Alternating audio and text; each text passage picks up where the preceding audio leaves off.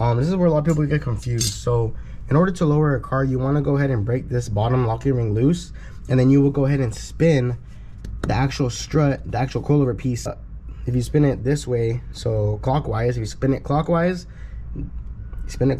it'll actually bring the strut down. If you spin it counterclockwise, it'll go ahead and raise it up. So that's the way to lower and raise and adjust. Basically, that's the way to adjust your ride height. A lot of people get confused on adjusting ride height between this piece and then this piece. So if you go ahead and end up messing with any of these, then you're gonna end up messing with your preload, which ends up basically riding how stiff, how soft your car rides. Obviously, if you have dampening, it's gonna be different.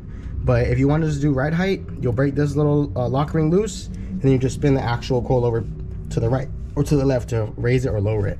So that's what we're gonna do.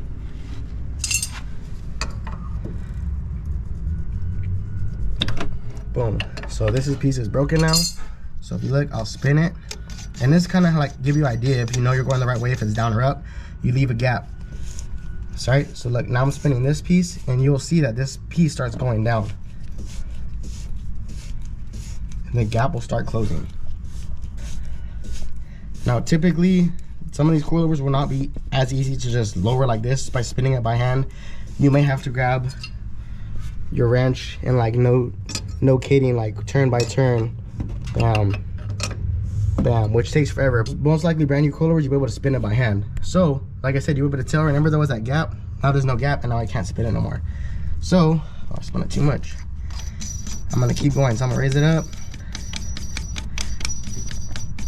to the height that it was at before. So like I said, it was about 2 fingers, so I still got ways to go. And this is typically the way I measure coilovers, by fingers, by finger gap. If you want to get very, very precise, you can do tape measures. But keep in mind that when you are adjusting height, so right now I'm only doing one side, the other side is still all the way extended. So right here we have a sway bar. So when I'm trying to now lower the car, which basically means this strut, the bottom piece is going to bring the suspension up.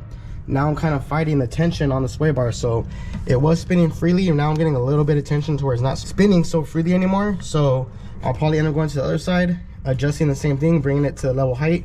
And once you kind of level it out, you'll be able to spin them again very easily. So just know, like I said, if you're lowering it and it does have a sway bar, if you're compressing this side all the way up and the other side still all the way down, it's going to add a little tension to when you're spinning it. So if you level them both out and go back and forth, you'll be able to spin as easy. So I'm gonna go ahead and do that.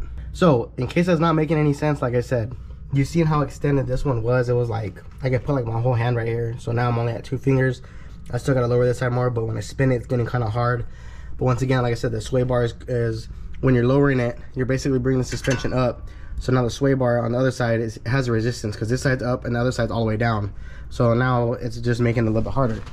So you look at this side, compressed.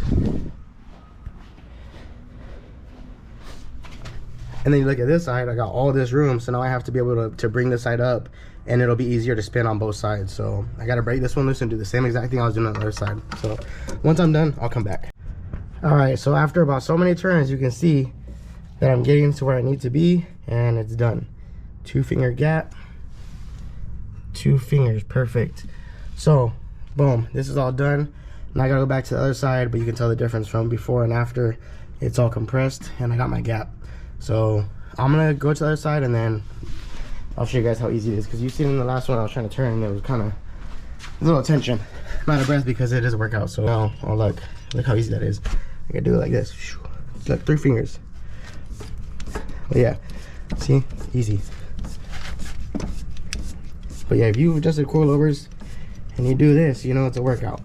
And I've done about like 300 turns already on the other side, just to bring that shit all the way back down, or up, however you want to say it, down or up, lowered, raising the suspension, or raising the, yeah, you know what I mean. So I'll come back once this one's done. All right, so this one's done. 2 finger gap, 2 finger gap, very nice. All right, so that's that.